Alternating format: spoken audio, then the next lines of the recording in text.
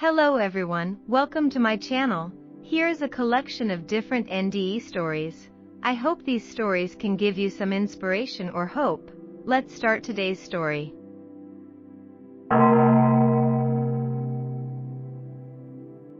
I'm a complete jerk in life. I grew up in an unhappy family. My parents fought a lot, then they got divorced. I fought a lot with my classmates at school. I don't think anyone would care what I did. After their divorce, they hit me hard. I used to be an obedient child. After graduating from college, I didn't find a formal job. I hang out with my so-called friends every day. I went to a detention center for theft, an event that changed my life. I was an atheist before going through this, because in my eyes, if there really was a God, I wouldn't have these painful experiences. This happened to me at 25 years old. Some people will try to interpret my experience as my brain's lack of oxygen or whatever, but I know what's going on. I know I've been to heaven, and then I'm back. I was home alone watching a talk show, grabbed some jelly to eat, and while I was watching TV and laughing, the jelly got stuck in my throat. I started to have trouble breathing. I tried to cough up the jelly, but failed. I tried to drink water to flush it down, but it didn't work. Suddenly, a voice came to my head, telling me to calm down and call the emergency number. I don't know where that voice came from. After I made the call, everything went black, followed by a loud bang, followed by an invisible force pulling me into the tunnel.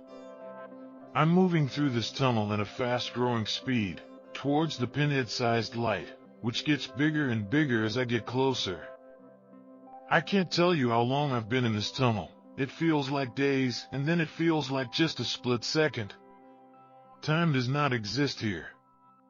In this realm, everything is happening at the same time, so in a sense you are being born, living every moment of your life, dying all at once, complicating everything else that ever existed or those who will exist.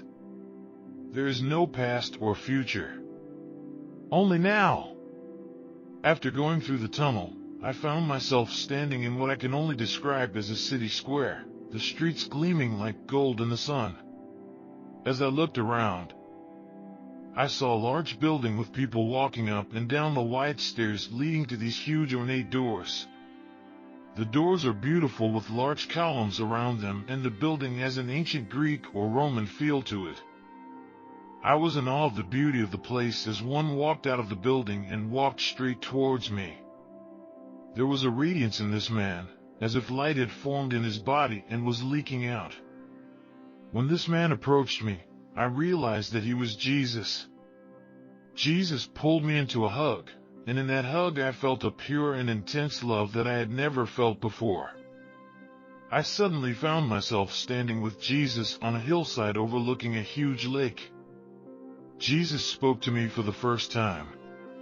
He asked me a question I couldn't answer at the time, and I'm still struggling to this day. Jesus asked me what I had learned during my time on earth. He asked me the meaning of life. When I didn't know how to answer, Jesus and I appeared in a large room. I've never seen a room this large with a ceiling that stretches for miles above us, surrounded by so many souls, as if directing a screen to appear, showing the moments of my life on earth. It is shown to all from birth to death. This embarrassed me because my sins were exposed to everyone. Sometimes I want to ask Jesus to stop it. I'm so ashamed that I shouldn't be here. I should be thrown into the fires of hell. But that is not the truth. After going through the judgment, Jesus just pulled me closer, gave me a hug, and felt pure love again. You still have a lot to learn, Jesus said. For this reason, you will return to your body, and when we next meet, I will ask you again what you have learned on earth. Try that I found the answer I tried to protest. I want to stay here. I want to be with you. Please don't let me go. My life is too miserable. Jesus smiled at me, then commanded the angel standing on his right to make sure he returns safely. In less than the blink of an eye, I was back in my body as the doctor stuck his finger down my throat. I immediately felt sick because it caused vomiting. I fought back tears, opened my eyes, and saw the angel standing behind the paramedics. At that moment, the angel was gone. I was lucky to be alive come down. I now know that God has not given up on anyone. I have been redeemed, and in the days that follow, I try to change my life. I don't know what the future will hold. I can only promise that I will not be a bad person again.